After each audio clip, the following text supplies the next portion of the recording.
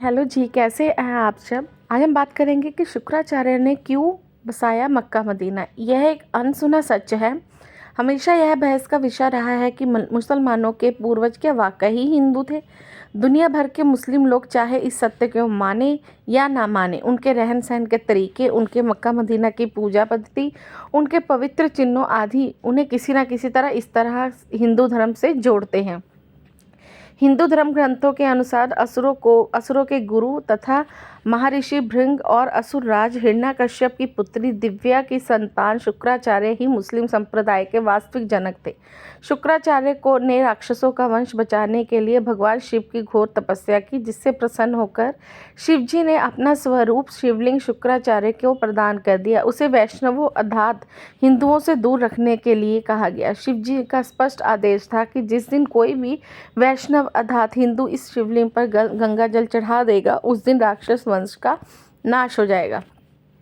अब शुक्राचार्य ने महादेव के स्वयं दिए शिवलिंग को भारतवर्ष तथा हिंदुओं से दूर रखने के लिए रेगिस्तान में स्थापित कर दिया, जिसे आज अरब देश में मक्का मदीना के नाम से जाना जाता है। यहाँ तक कि अरब देश का नाम शुक्राचार्य के पुत्र अर्व के नाम पर ही पड़ा है।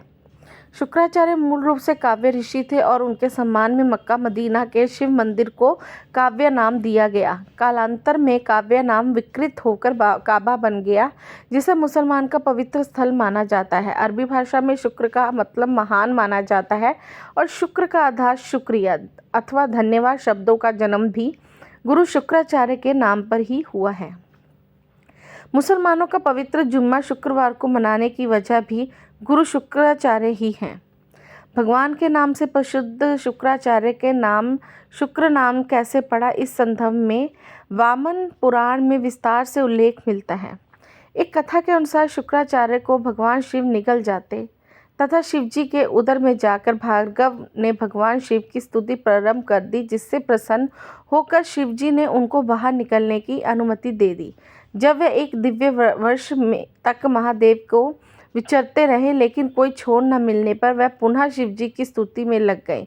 तब भगवान विष्णु ने हंसकर कहा कि मेरे उदर में होने के कारण तुम मेरे पुत्र हो गए हो, अतः मेरे शिष्य से बाहर निकल आओ।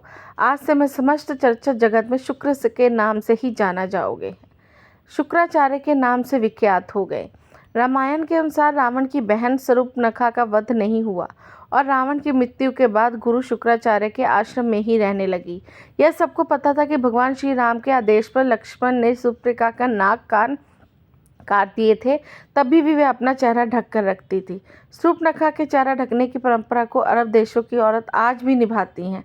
अरब देशों के रेगिस्तान में तेज़ धूप होने की वजह से वहाँ के लोग सिर ढकने के लिए टोपी पहनना शुरू कर दिया, जो आगे चलकर उनकी पूजा पद्धति में शामिल हो गया। रेगिस्तान में उपजाऊ जमीन, अनाज आदि के अभाव में लोगों ने जानवरों को मारकर खाना शुरू कर दिया और इस हत्या को कुर्बानी के नाम दे दिया गया। इंसानों को मारने के बाद उन्हें जमीन में दफन करने की परंपरा शुरू हो गई, जिसका मुख्य कारण रेगिस्तान में जलाने योग्य लकड़ी का ना होना था। काबा में मूर्तियां हैं जिनमें शनि और चंद्रमा की मुख्य मूर्तियां शामिल हैं। मुस्लिम इतिहासकारों के अनुसार इनमें से ही एक मूर्ति को अल्लाह का नाम दिया गया।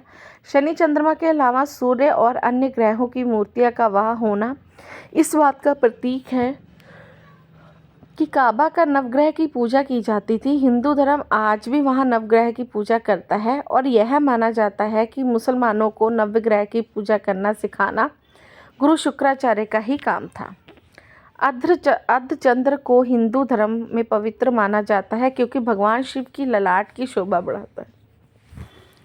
अर्धचंद्र चिन्ह का काबा में महादेव के प्रतीक पर होना इस चिन्ह का मुसलमानों को पवित्र बनाता है और इसे इस्लाम के झंडे पर स्थान दिया गया है। हिंदू धर्म के पवित्र शब्द ओम के सांस्कृतिक रूप को ओम की अगर शीशे में देखें तो अरबी शब्द में लिखे हुए अल्लाह की तरह दिखता है। यहाँ तक कि मुसलमानों में पवित्र माने जाने वाले अंक 786 अंक भी ओम से ही बना है। ध्यान देने वाली बात यह है कि कोई भी मुसलमान इस बात को स्वीकार नहीं करता।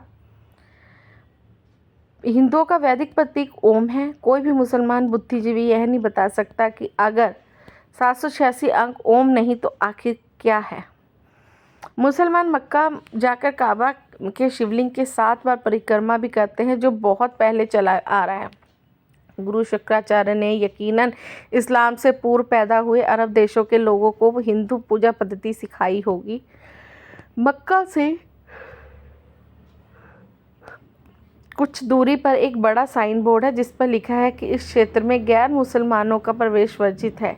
यह साइन बोर्ड उस समय का प्रतीक माना जाता है जब इस्लाम की शुरुआत हुई थी, तथा यह भी अंदाज़ा लगाया जा सकता है कि शुक्राचार्य ने भगवान शिव की दी हुई चेतावनी पर अमल करते हुए इस मंदिर में क्षेत्र में हिंदुओं के प्रवेश पर प्रतिबंध लगा दिया गया था। जहाँ भगवान शिव का मंदिर है वह पवित्र नदी का पानी भी पिया जाता है।